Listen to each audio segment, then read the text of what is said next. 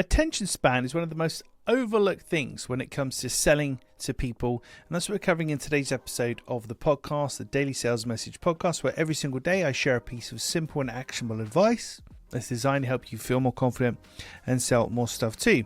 Now, for me, selling is communication. Selling is a conversation with money at the end.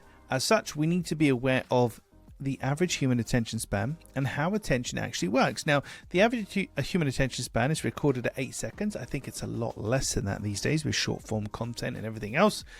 But if we take that figure and we take this notion of attention is cycling all the time, or it's like a window, so it's not open forever. There's a window of time, and the reason attention exists is I'm cycling my environment right now. I'm looking for threats, looking for things that don't match the environment, things that are moving, or have a motion bias, because that's going to draw my eye, because it's literally a threat detection system. That's really what attention span is all about. But in terms of your customer, your potential buyer, their attention is cycling every few seconds because they're trying to work out if they care about what you're talking about or not, if they understand it, if they get it. And that's why really long emails, really long messages, really long-winded web pages and things to understand don't work, because we haven't got the time to invest in it. We need to get to the point as quick as possible. So you can give me a short message and then move to the next, to the next, to the next. But we're adhering to that cycling attention span.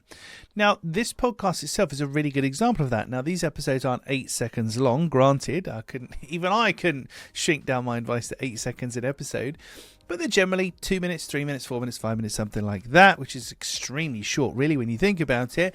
And as such, I have potential clients and followers and people that watch 10, 20, 50, 100 plus episodes of the podcast or listen to it in a sitting, which is much easier than me trying to get you to sit down and watch or listen to a 4-hour podcast or something of equivalent length, equivalent value.